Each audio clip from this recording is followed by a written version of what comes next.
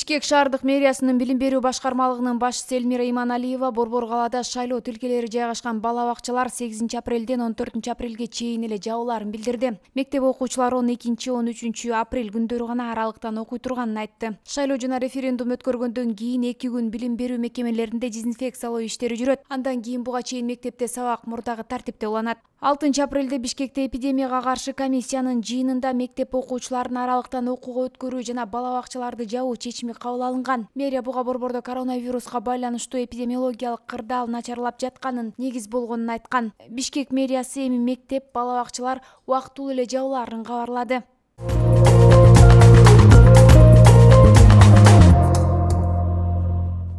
Кыргызстанда бир сутка ичинде COVID-19 4 бейтаптын өмүрүн кыйды. Анын 3-өө Бишкекте, бири Чүй облусундагы ооруканада жаткан. Коронавируска каршы күрөш боюнча республикалык штаб 8 апрелде билдиргендей, бир суткада вирус 222 кишиден жаңы аныкталды.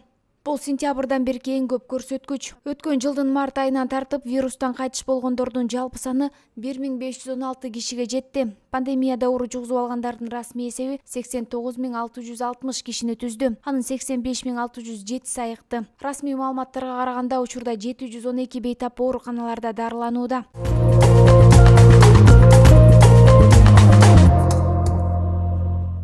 Президент Садыр Жапаров Айзада Канатбекованын өлүмү менен аяктаган окуяга байланыштуу үн катты. Ал Фейсбуктагы баракчасына 27 жаштагы Айзаданын уурдалып киши колдуу болгонун, терең кайгыруу менен кабыл алганын билдирди. Жапаров кыргыз милициясын мыйзамдуулук менен тартипти биринчи орунга койбогонун сындады. Жапаров Айзаданын жакындарына көңүл айтып, бул окуяга жооптуулар катуу жазалана турганын билдирди. 5 апрелден бери дайынсыз болуп жаткан 27 жаштагы Айзаданын сөөгү 7 апрелде Бишкектин четиндеги Арашан жана Чокмор файлдарына жакын жердеги талаада автоунаадан табылган. Шаардык милициянын уурдоого шектүү 31 жаштагы Замирбек Теңизбаев алгач кызды муунтуп өлтүрүп, андан кийин өзүнө бычак сайып жан кыйганын билдирди. Айзаданын өлүмүнө байланыштуу активисттер бүгүн 8 апрелде Бишкекте Ички иштер министрлигинин Ош шаарында шаардык милиция имаратынын алдына митингге чыгышты. Алар министр Улан Ниязбеков менен шаардык ички иштер башкармалыгынын башчысы Бакыт Матмусаевдин кызматтан кетүүсүн талап кылышты.